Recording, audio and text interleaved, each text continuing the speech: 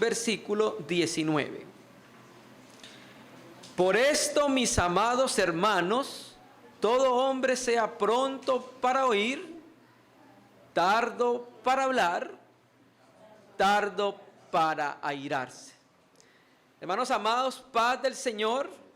Con la gracia de nuestro Padre Celestial vamos a continuar conociendo la inspiración del Espíritu Santo en Jacobo, en esta epístola que envió a nuestros hermanos que estaban en la diáspora o en la dispersión.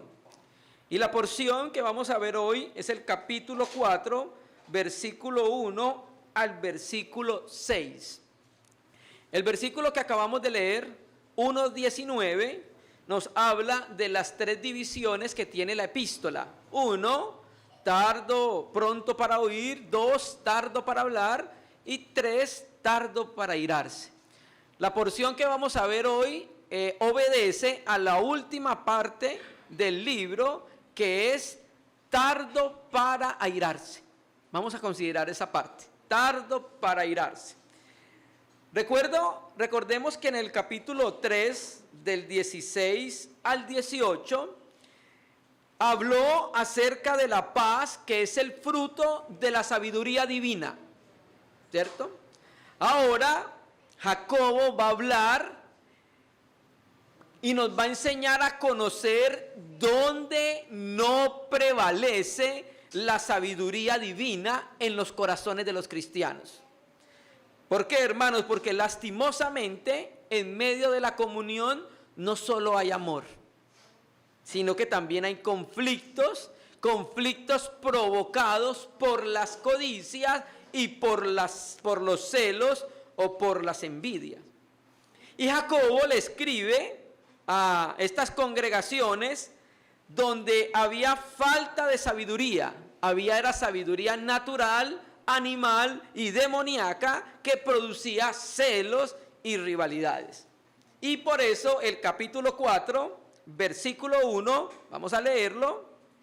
Capítulo 4, versículo 1, dice así.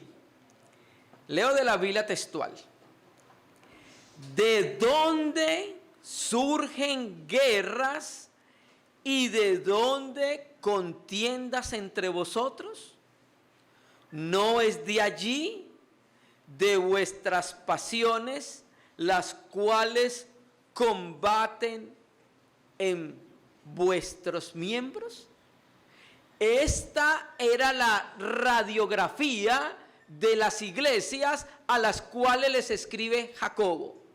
¿Cuál era el problema entre ellos? Ahí lo pueden ustedes observar. Había un estado de guerra en un lugar que debía ser el paraíso en la tierra, la asamblea. Un lugar que es donde se expresa el amor de Cristo, la comunión por el Espíritu Santo. Ese lugar, que es un lugar deleitoso para cada uno de nosotros, se había convertido en un estado de guerra. Un estado continuo de contienda. Entonces Jacobo les reclama porque en medio de las iglesias a que les escribe habían guerras y contiendas en vez de edificarse unos a otros. Había una contención en medio de los hermanos. Y Jacobo les va a preguntar una pregunta retórica y les responde: ¿cuál es la fuente de esas disputas y contiendas? Y aquí vamos a empezar a aprender aspectos prácticos inmediatamente para nuestra vida cristiana. Nosotros, cuando tenemos una experiencia de vida de contienda, tenemos que preguntarlo: ¿de dónde surge esa situación? ¿Por qué tengo contienda en mi corazón? ¿Por qué me relaciono en contienda con la asamblea? ¿Qué está pasando? Eso es lo que le está diciendo Jacobo a los hermanos. Les preguntan: ustedes están en guerra, en estado de guerra, y la iglesia no es para eso. Pero ustedes están en estado de guerra. Les pregunto: ¿de dónde surgen las guerras y las contiendas que ustedes tienen? ¿Cierto? Y entonces les va a decir: ¿no es de allí? O sea, el énfasis les va a decir de dónde es. de vuestras pasiones. 1. Esa palabra pasiones habla de los placeres personales de cada uno. Y llamo la atención a esa palabra pasiones. Voy a decir la palabra griega, hedone, así aparece en el griego. Y esa palabra habla de satisfacer el deseo natural o los deseos pecaminosos, ¿cierto? Y de esta palabra, escúcheme porque yo sé que en algún momento la he escuchado, proviene la palabra griega hedonismo. ¿Qué es el hedonismo? Es una filosofía que considera el placer como el fin de la vida. Eso es lo que es un hedonista. Y de ahí donde viene esa palabra, hedone, ¿cierto? Entonces, ya vamos entendiendo de dónde surgen las guerras y la contienda. De cristianos que buscan satisfacer sus propios intereses personales. Y al satisfacer sus propios intereses personales en la iglesia, ¿qué hacen? Generan conflictos y guerras, hermano. Nosotros buscamos a Jesucristo para satisfacer su voluntad. Si alguno de nosotros busca a Jesucristo para satisfacerse, yo creo que necesitamos volver al A, B, C de la vida cristiana. Nosotros buscamos a Jesucristo por quien Él es para nosotros, por quien representa a Jesucristo para nuestra vida, no para satisfacer nuestros deseos, incluso en medio de la comunión. Porque hay veces confundimos cosas que son legítimas y detrás de ello están nuestras satisfacciones. Entonces, ¿de dónde venían las guerras y las contiendas? De creyentes que buscaban satisfacer sus propios deseos. Y al satisfacer lo que hacían, provocaban un estado de guerra en medio de la asamblea, apreciados hermanos, ¿cierto? No es de allí, de vuestras pasiones, las cuales combaten en vuestros miembros. Miren lo que sucede con estas pasiones. Guerrean y combaten en el corazón ¿de quién? Del creyente. ¿Por qué lo decimos así? Porque la palabra combate habla de soldados que están peleando precisamente una guerra. Entonces estos hermanos estaban luchando y guerreando en su corazón, ¿cierto? Combatían como si fueran soldados peleando unos con otros. Hermano, y estas peleas estaban ocurriendo dentro de los miembros del cuerpo de estos cristianos, hermano, ¿cierto? ¿Qué sucede cuando nosotros tenemos una experiencia de vida así? En guerra, en contienda, en buscar satisfacer mis deseos personales.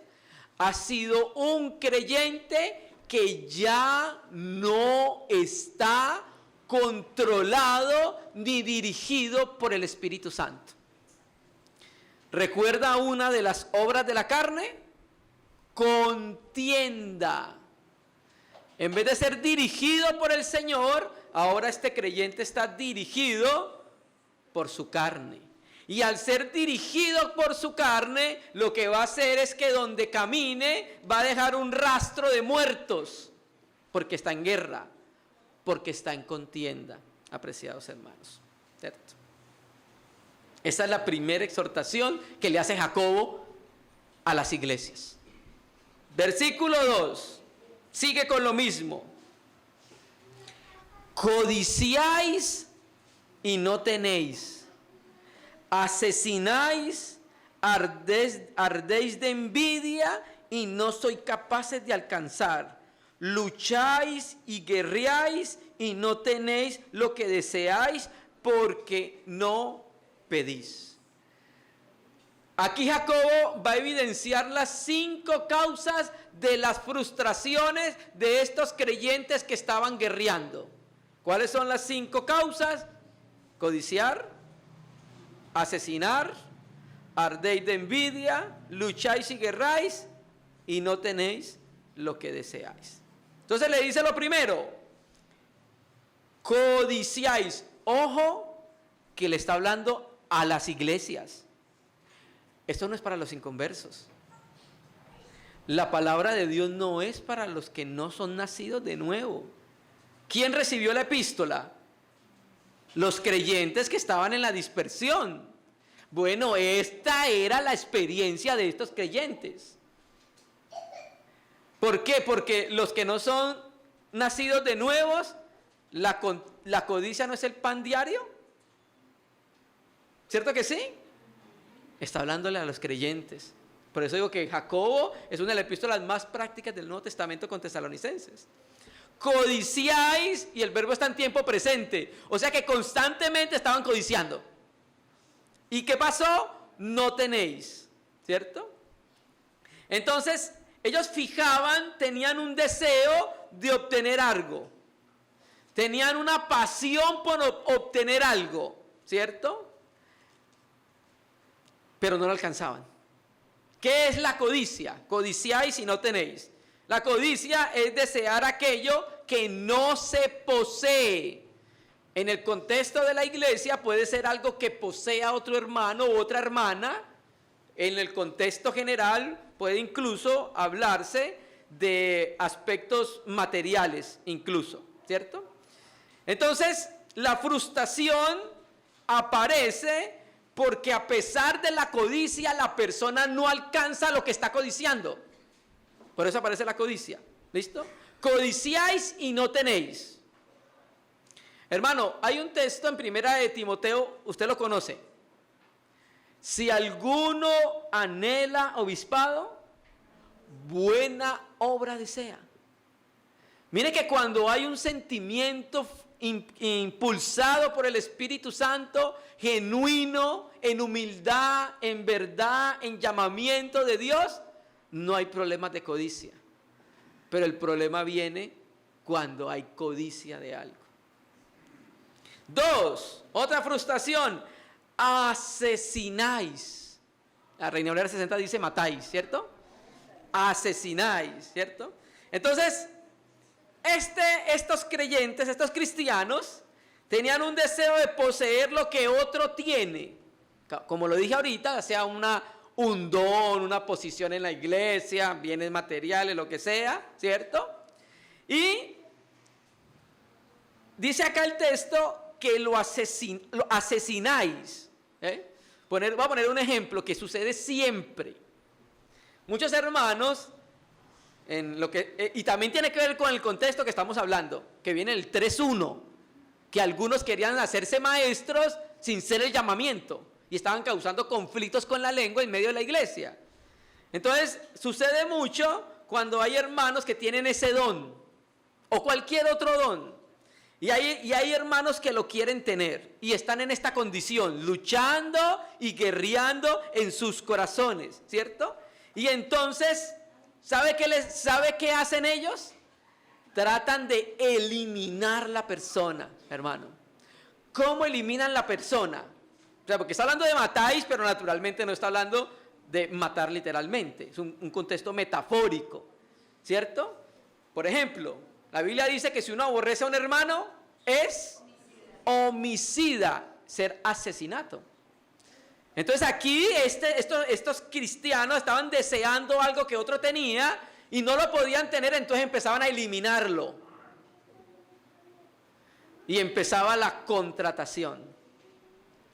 Entonces yo invitaba a almorzar a Luis y le decía, ¿usted no es lo que predicó Jonathan el sábado?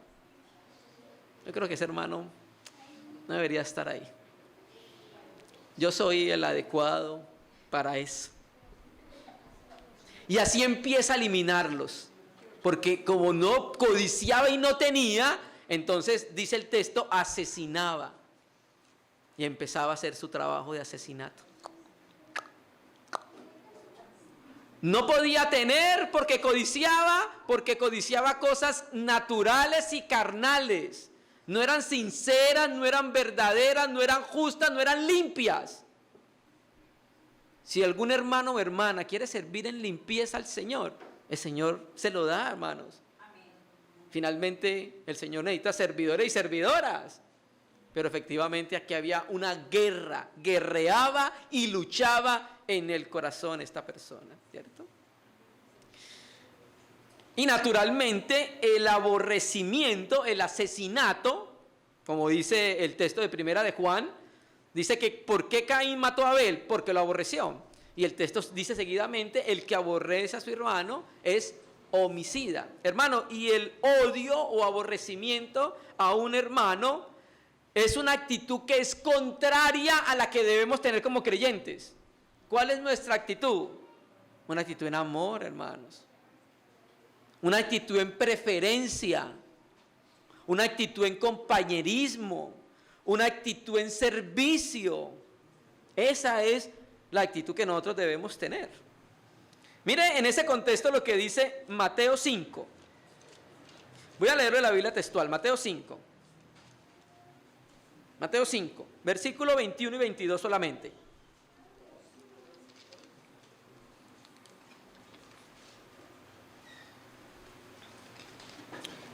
Y quiero hablarle del contexto. En la que tengo yo dice acerca de la ira. Los fariseos y saduceos estaban enseñando así. Bueno, usted puede odiar al que sea, pero después de que no lo mate no hay problema. Solo va a ser llevado a juicio cuando no mate, pero no importa si lo aborrece. Puede aborrecerlo hasta la muerte, pero después de que no lo mate, no va a ir a ningún juicio. Esa era la enseñanza de los fariseos. ¿Listo? Mateo 5:21, oíste que fue dicho a los antiguos, no asesinarás, y cualquiera que asesine quedará expuesto al juicio. Pero yo os digo que cualquiera que se enfurezca contra su hermano quedará expuesto al juicio. Y cualquiera que le diga a su hermano raca, quedará expuesto ante el Sanedrín. Y cualquiera que le diga moré, quedará expuesto a la gehenna de fuego. Entonces Cristo viene y corrige la enseñanza de los fariseos. Oíste que fue dicho, pero ahora yo les voy a explicar la verdad, el verdadero sentido de la ley. O sea que solamente usted va a ir a juicio si asesina. No.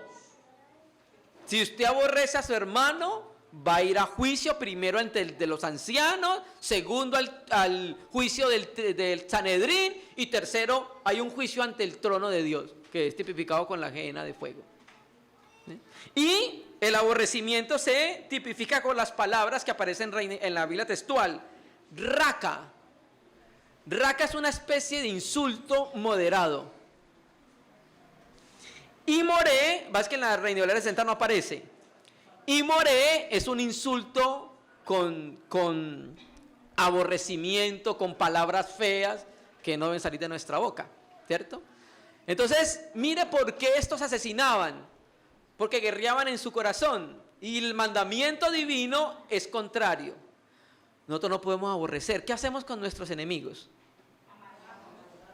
Bueno, y si el mandamiento es amar a nuestros enemigos, ¿no cree que debía ser así con los hermanos de la Asamblea mayormente? Volvamos a Jacobo. Sigue, ahí donde estábamos. Entonces decía, codiciáis y no tenéis, asesináis y ardéis de envidia y no sois capaces de alcanzar.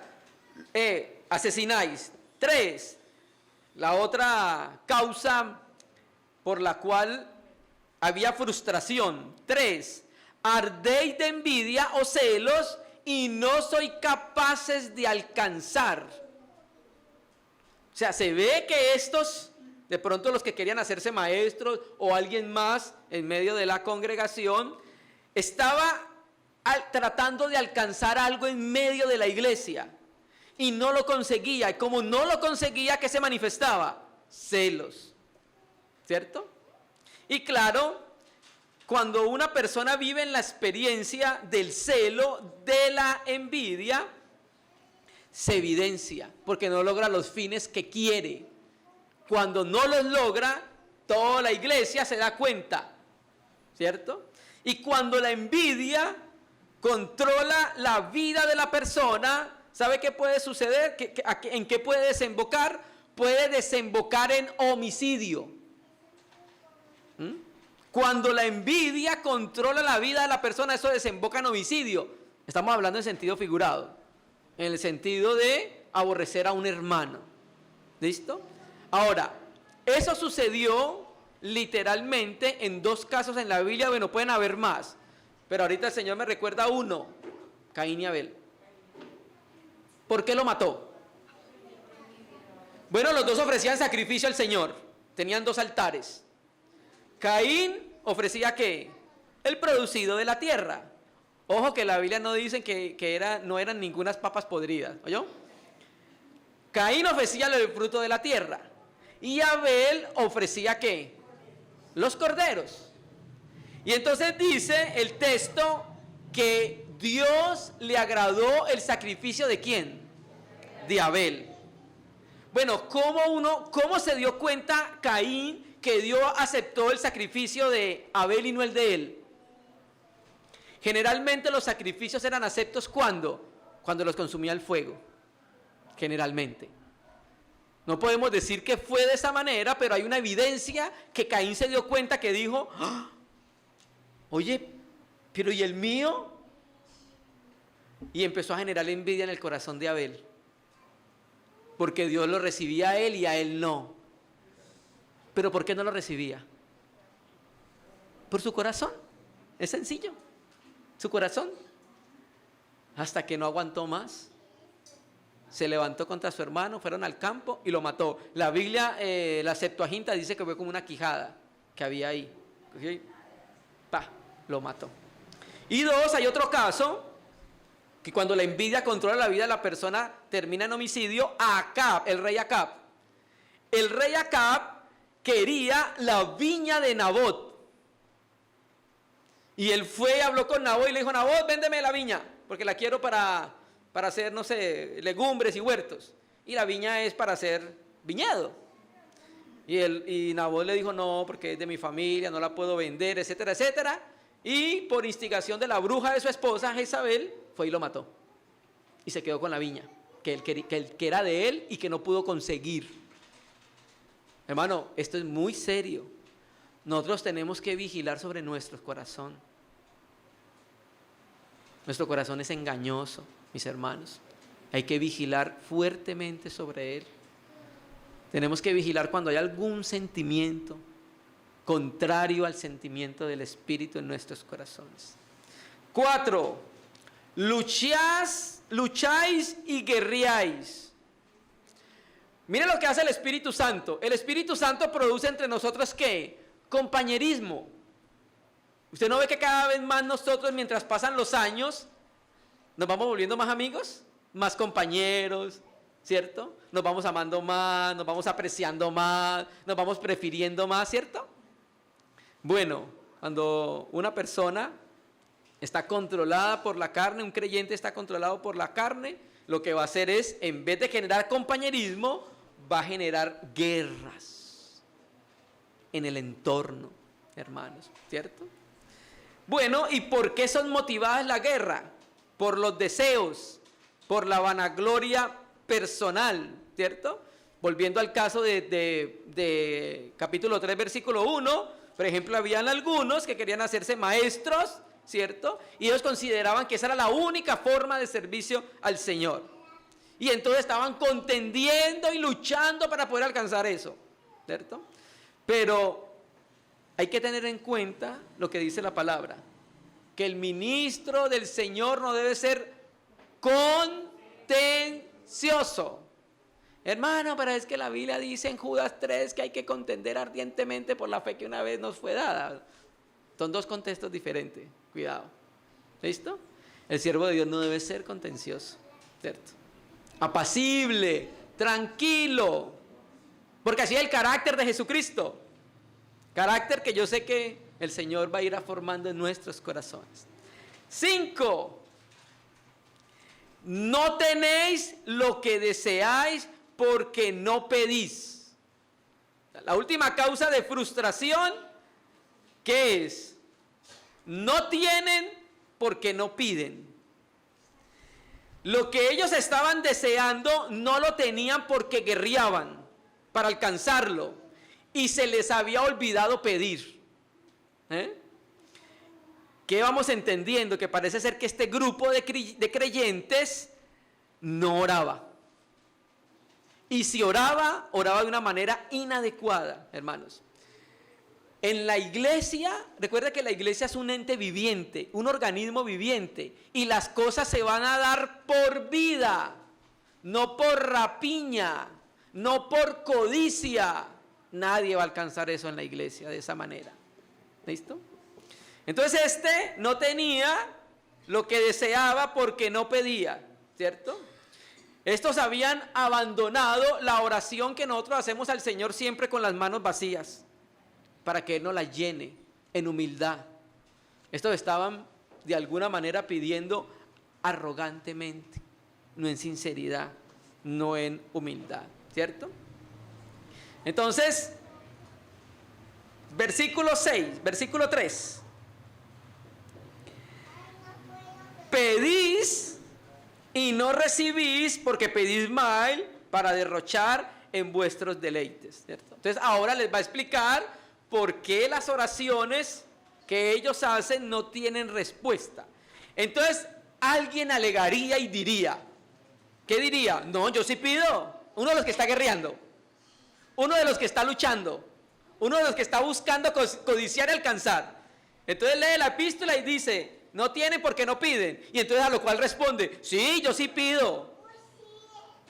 Ahí está. Yo sí pido. ¿Pero por qué no recibía? Sencillo, hermano. Hermano, cuando venimos a la reunión de oración, ¿usted ha contado las respuestas de las oraciones que hemos tenido? Yo sí las he contado. ¿Por qué estos creyentes no reciben? Porque piden mal. O sea, pedir mal no es que no se sepa pedir. ¿Sabe qué es lo que está mal? Su corazón, eso es lo que está mal. No porque no pronuncie las palabras adecuadas. Puede pronunciar las palabras adecuadas. Puede ser el mejor que ore en la iglesia, ¿cierto? Pero no recibía, era porque había un problema de fondo y era su corazón. Pedía mal, ¿cierto? Entonces el primer problema era que pedían mal. O sea, ¿cómo pedían mal? Con maldad. Hermano, pero es que yo no tengo malas intenciones. Buscar el bien propio en vez de la gloria de Dios son malas intenciones. Nosotros pedimos para su gloria. Todo lo que pedimos debe redundar en la gloria de nuestro Señor Jesucristo. ¿Para qué pedimos que el Señor salve más personas? Para que Cristo sea glorificado.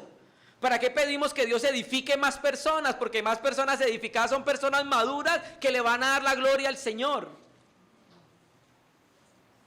Entonces, pedían mal porque no pedían para la gloria de Dios. Y ahí lo dice, para derrochar en vuestros deleites. Otra vez esa palabra hedone. ¿Recuerda lo que dijimos ahorita? La búsqueda del placer como la finalidad de la vida. ¿Listo? Entonces, hermano, ellos buscaban hacer un servicio, pero no para la gloria de Dios, sino para satisfacer su arrogancia personal. Para eso ellos buscaban eso. Pedían era para eso, no para el Señor, ¿cierto? No era para la edificación del pueblo que estaban pidiendo, sino para satisfacer sus propias pasiones. Pasiones contaminadas por el egocentrismo. Y muchas veces no recibimos respuesta por eso. Porque pedimos para gastar en nosotros mismos. ¿Para qué pedimos recursos? ¿Para qué pedimos tiempo? ¿Para qué pedimos salud? Para entregársela a Él. Para buscarlo a Él. Señor, necesito más tiempo en mi trabajo. Ajá, ¿para qué quiere tiempo, hijo? Pues quiero reunirme más con los hermanos y glorificarte. ¿Está bien? Bueno. Señor, necesito más recursos. ¿Para qué quiere más recursos? No, es que yo quiero conocer el mundo, Señor, ¿y qué tal? No, Señor, porque es que la verdad yo quiero aportar en tu obra. Y el día que yo me vaya de este mundo, sepa que Mi corazón aportó a tu obra para el avance de tu reino, Señor. ¿Cierto? ¿Cómo deben ser cambiadas nuestras percepciones, nuestros gustos, nuestros deseos? Tienen que ser mudados por el Espíritu Santo, apreciados hermanos. ¿Cierto? Versículo 4, y esta palabra es fuerte. Aleluya, la Biblia textual. Aparece esta palabra en signos de admiración. Así. Adúlteras. ¿No sabéis que la amistad del mundo es enemistad para con Dios? Cualquiera pues que quiera ser amigo del mundo es hecho enemigo de Dios. Que Reina Valera dice gentes adúlteras, almas adúlteras. ¿Cierto que sí? El texto griego no dice almas, sino adúlteras solamente. ¿Listo? ¿De qué adulterio se trata este? Un adulterio espiritual, ¿cierto? Y adúlteras está en femenino. ¿Por qué está en femenino? Sencillo, porque hace una referencia a la iglesia de Cristo. Sí, hermanos, eso es lo que está diciendo Jacob. En la Biblia hay amonestaciones muy fuertes para los cristianos.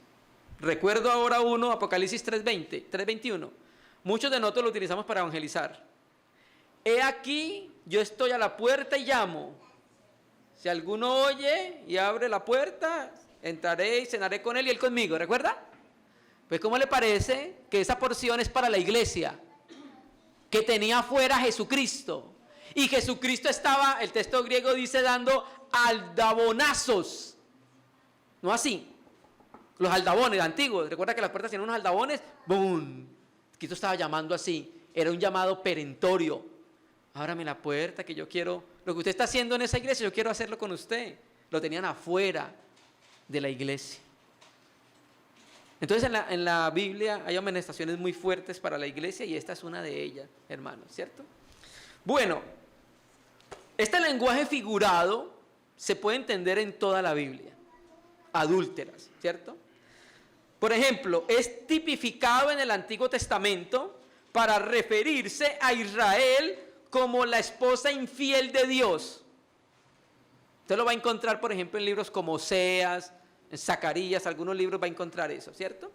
Porque Dios, por medio de los profetas, llamó adúltera a Israel porque habían dejado su esposo celestial y se habían unido en fornicación con otros dioses. Eso es claro en el Antiguo Testamento, ¿cierto?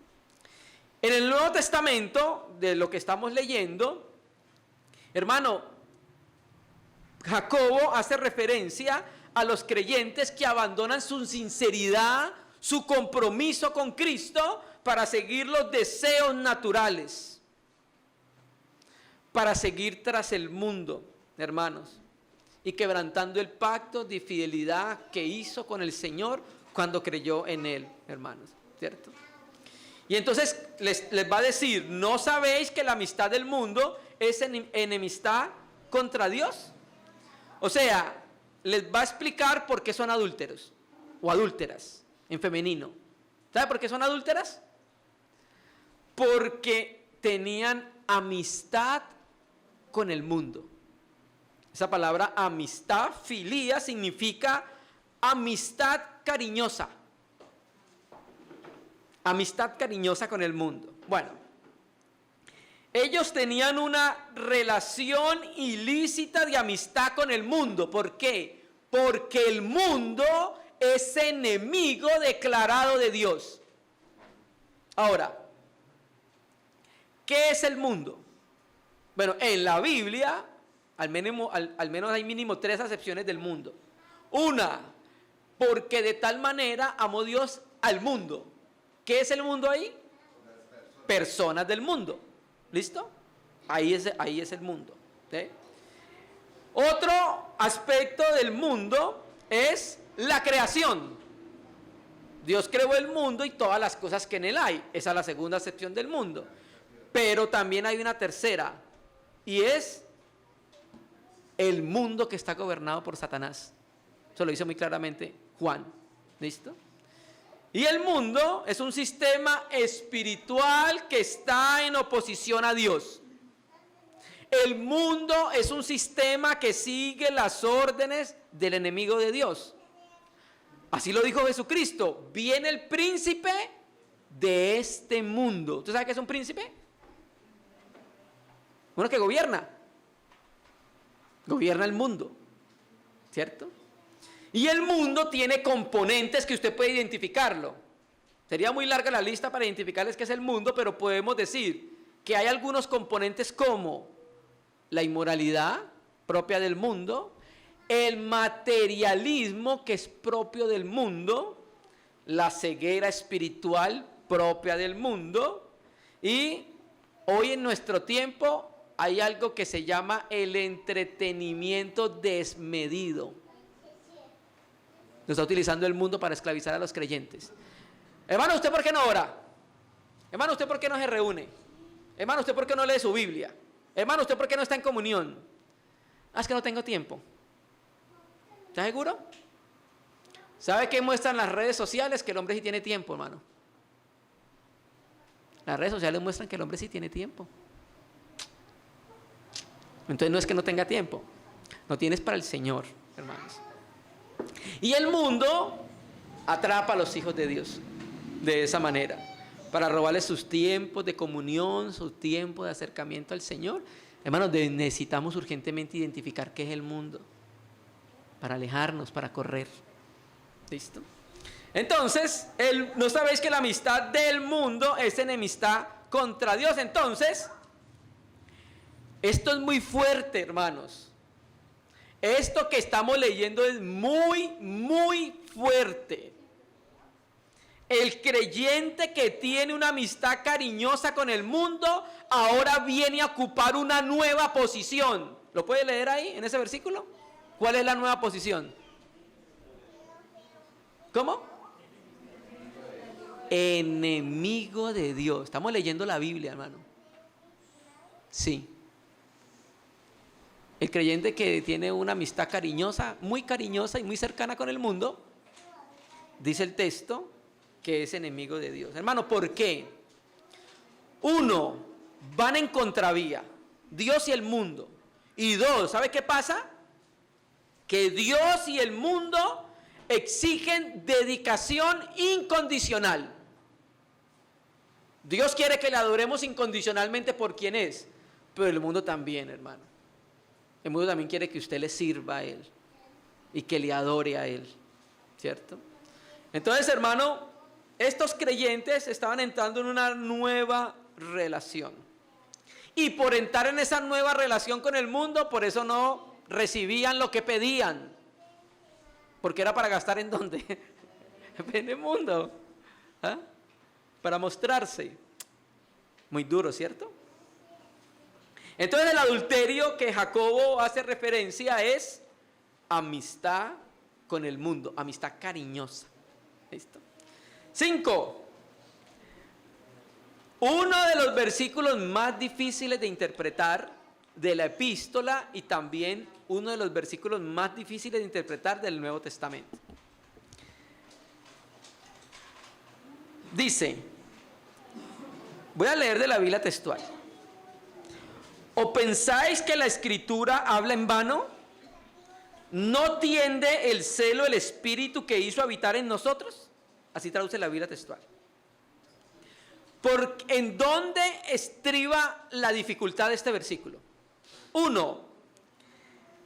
La primera parte donde dice, no pensáis que la Escritura habla en vano. Y entonces, lo que viene es lo que dice él que está escrito. Y es, no tiende al celo el Espíritu que hizo habitar en nosotros. Entonces la primera dificultad es, no hay ninguna porción en la Escritura que diga eso, ni incluso la Reina y Valera. Entonces tenemos la primera dificultad, ¿cierto? Porque está citando la Escritura y los receptores originales, como judíos creyentes, conocían la ley. Entonces cuando él les citaba la ley, ellos sabían dónde estaba. Pero acá está tratando de decir como si estuviera escrito en la Biblia la segunda parte. ¿Listo? Entonces, en la Biblia, el primer problema es que no hay un pasaje en el Antiguo Testamento que cite esa porción. Primer problema. Y el segundo problema está en identificar qué espíritu es. Porque todos los comentaristas están entre el espíritu humano y el espíritu de Dios.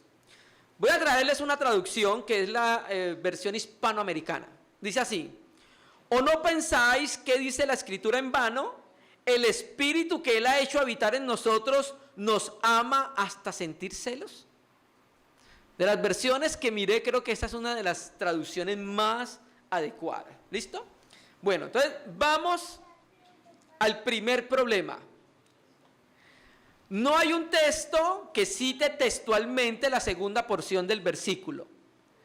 Cuando eso sucede, generalmente lo que se entiende es que está hablando de varios pasajes de todo el Antiguo Testamento que dan a entender eso, que dan a entender la segunda parte. ¿Qué? Que Dios es un Dios celoso. Y Él hizo habitar el Espíritu de Dios en nosotros. Y Él nos cela con celo de Dios. Y cuando nosotros amamos al mundo, Dios siente celos. Porque no somos para el mundo, somos para Él. Por eso esta traducción dice: el Espíritu que Él ha hecho habitar en nosotros nos ama hasta sentir celo. ¿Cierto? Entonces, cuando un creyente va en pos del mundo, Dios, como Dios celoso, siente celos porque Él vive en nuestros corazones y vive para que nosotros vivamos para Él, no para el mundo. Entonces, esa es una de las maneras que nosotros podamos entender ese versículo, que es uno de los versículos complicados de entender, ¿cierto? Y eso que les acabo de explicar aparece en el Antiguo Testamento. Vamos a leer un versículo, ya para ir terminando. Deuteronomio. Vamos a ir rápido a Deuteronomio. Entonces, Él nos anhela celosamente para Él, no para el mundo. Porque Dios veía a Israel como una esposa. ¿Y qué es la iglesia para Cristo? Su esposa. ¿Usted se imagina que su esposa esté por allá mirando los ojos de mirando a otra persona? ¿Cómo se sentiría usted? ¿Nos moveríamos a celo?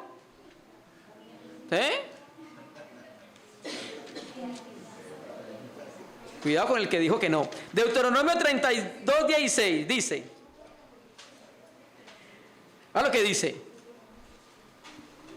hablando del pecado de Israel, le dice, 32:16 de Deuteronomio: le despertaron a celo con dioses ajenos, lo provocaron a ira con abominaciones. ¿Sí ve? Entonces, claro, Dios saca a Israel de Egipto para que lo adore en el desierto, y estos tremendos terminaron adorando otros dioses. Y dice el texto: le despertaron a celo con dioses ajenos. Yo no los saqué de Egipto para eso. Yo los saqué era para que me adoraran a mí, no a los muñequitos estos de piedra, de oro, etcétera, etcétera, etcétera. Entonces mire que tiene sentido con lo que dice Jacobo, hablando del Espíritu que nos anhela celosamente, hermano. Dios es celoso con nosotros. El Espíritu Santo está en nosotros y nos cela para que nuestros ojos sean para Él. 6, terminando, dice: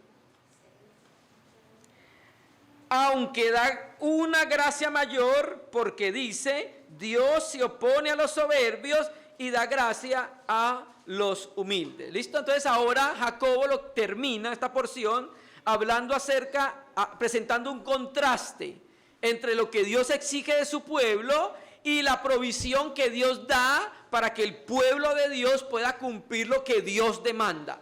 ¿Listo? Dios capacita a los hombres con gracia para hacer su voluntad, ¿cierto? A los humildes. Y recuerda lo que dice ahí, mire, porque dice, ¿recuerda lo que le dije al principio?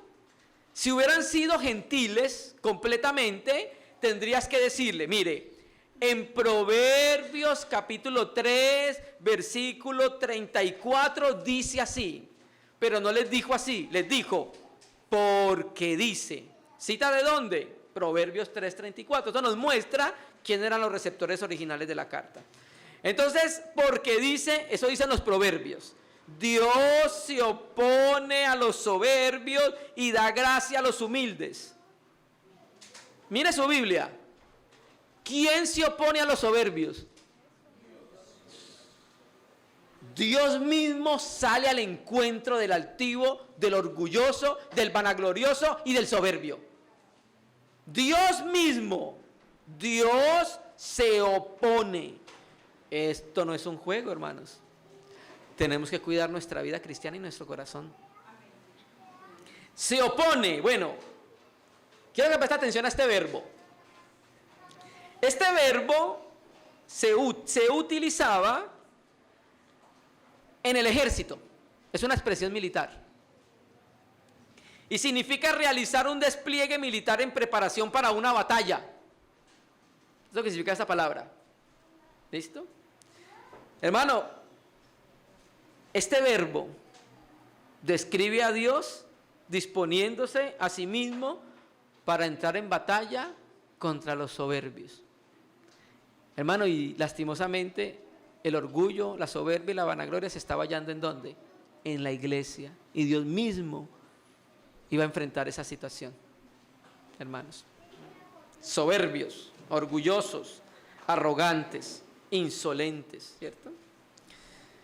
¿Quiénes son los orgullosos? Bueno, son aquellos que se consideran superiores a los demás y se colocan por encima de los demás.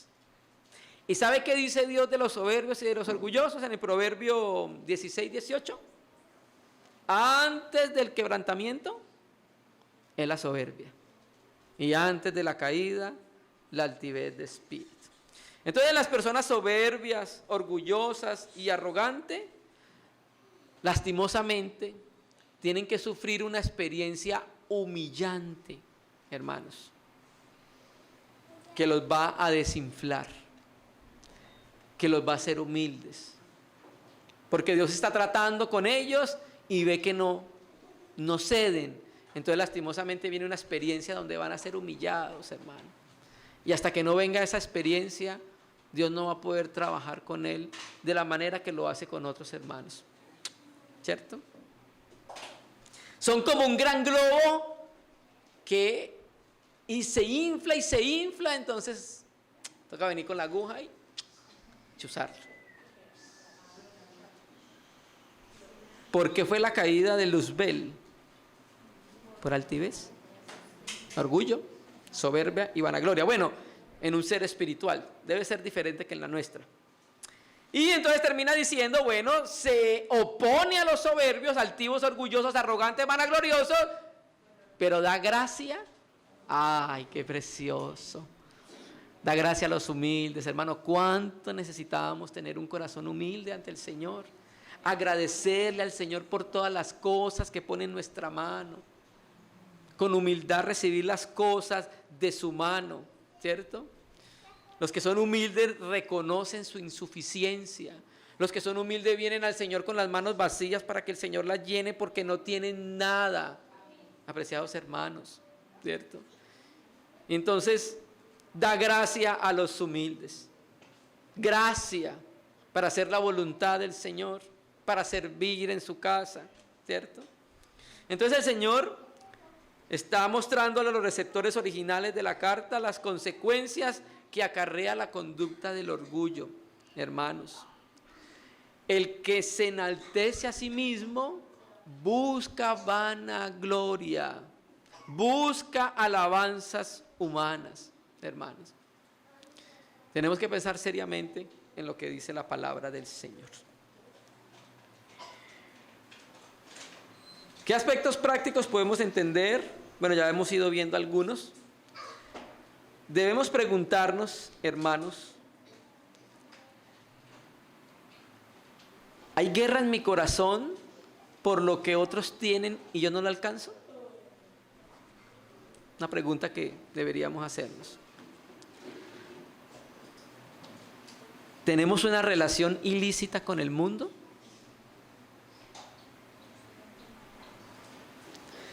¿Caminamos de una manera humilde en nuestra vida cristiana o estamos coronados de arrogancia? ¿Entendemos como iglesia que muchas veces las contiendas en la iglesia surgen de codicia y envidia?